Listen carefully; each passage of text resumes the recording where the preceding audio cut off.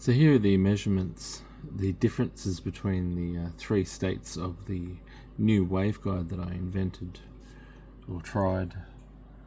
And so this is in the 2K to 3K window that the change is happening, and this scale is 1 dB.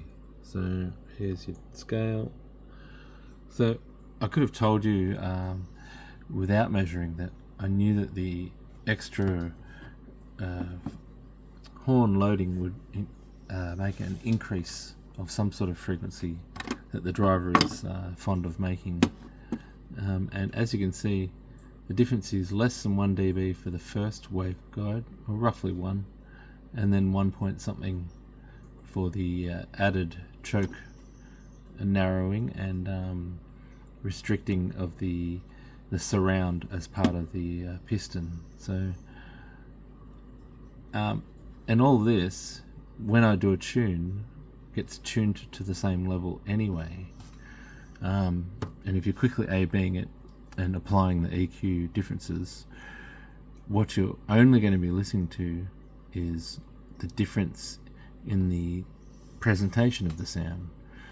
And that vague, fluffy departure from a measurement to an actual experience is what I'm interested in. I can only tell you that I experienced that the soundstage cleaned up, and then I can kind of explain to you how I felt, the reasons for that cleaning up of the soundstage.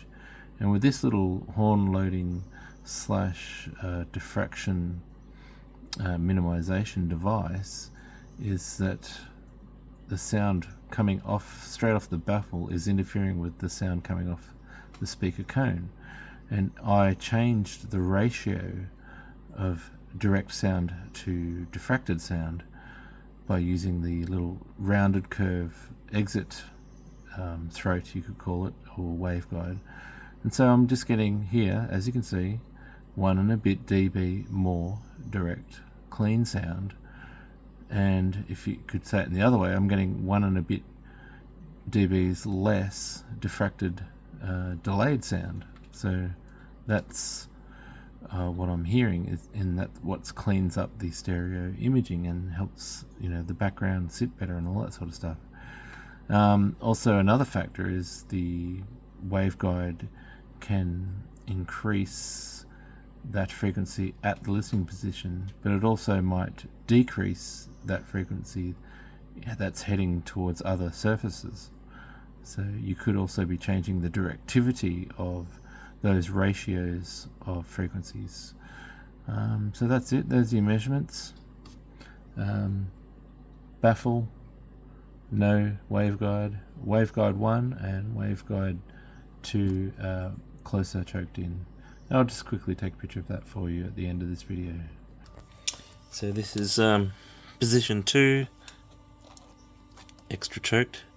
That's position 1, where the surround is visible, and this was position 1, just straight baffle, and that was the measurement just in